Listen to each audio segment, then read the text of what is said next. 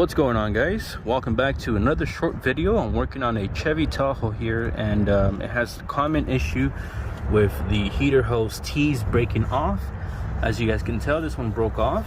Now I'm going to show you guys a little trick to kind of help you save around $80 to $100 in repair cost. So it's recommended to replace the T's when they do break, both of the T's. Also, when it breaks, you have to basically remove and replace these heater hoses too, because the way they're mounted on there, they're on there with a special fitting, and when that fitting breaks, you can't really just replace the fitting, but you actually can do a little trick slash hack, which is what I'm going to do here on this vehicle.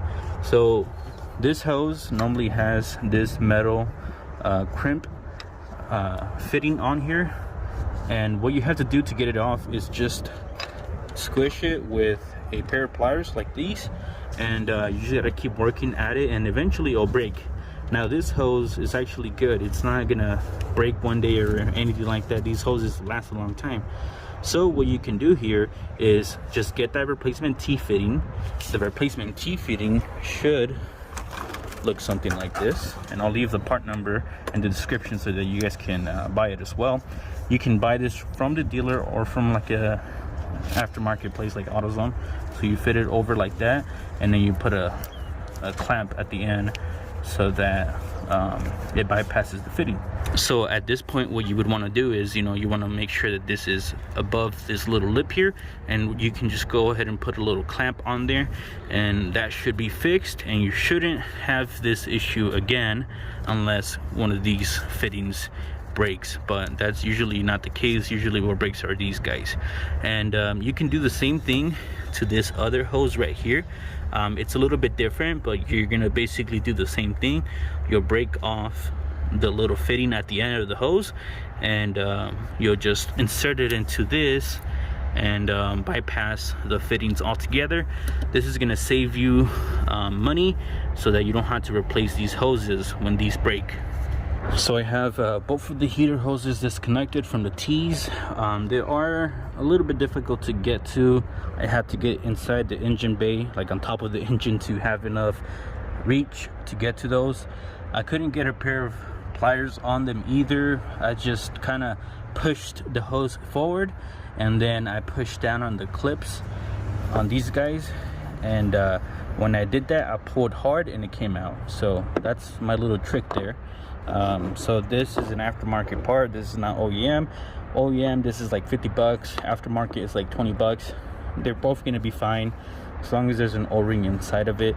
The crucial part about this are these connectors that go to the T, but like I said, I'm gonna go ahead and bypass this connector altogether so that we can just put that hose on this nipple here with the clamp, and in theory that should work just fine. It will be better than what this stock system is, because as you can tell, they break all of a sudden, and they start leaking your coolant. So I'm gonna go ahead and do that to this hose, and then I'm gonna probably do the same thing to this one, because this one is about to crack as well. And like I said, it's recommended to replace both of your T's when you're doing this, and it's recommended to replace your hoses as well. But the hoses aren't cheap, and if you guys can do this little trick, it can save you $100 or however much each hose costs. So I'm gonna go ahead and put this back on and test it out. So as you can tell, I have one of the fittings installed here onto the hose. It's nice and secure, it's not going anywhere. This will work. I have 100% faith in it. So I'm gonna go ahead and do the same thing to this other hose. This one is cracking and making weird noises when I touch it, so it's just a matter of time before this one breaks as well. So I'm just gonna do preventative maintenance and just completely break it apart and do the same thing to that hose, so that we don't run into any issues with this system for a long time. All right, so I did put the hoses back on. As you can see, no leaks or anything like that. This hack did work. You can see that the hoses are a little bit stretched out. Normally they would be clamped right here on this plastic bracket, but it's not really much that is being stretched out. The lines are not like stressed or anything like that. There's still some movement in there. If you guys do this, you can also save money, and I think this is going to be overall a better repair than the original fittings that this hoses have, because those will break again, and this shouldn't break again, at least not anytime soon. So if you guys did like the video, make sure to give it a thumbs up, consider subscribing, and I'll see you guys all in the next one. Peace out.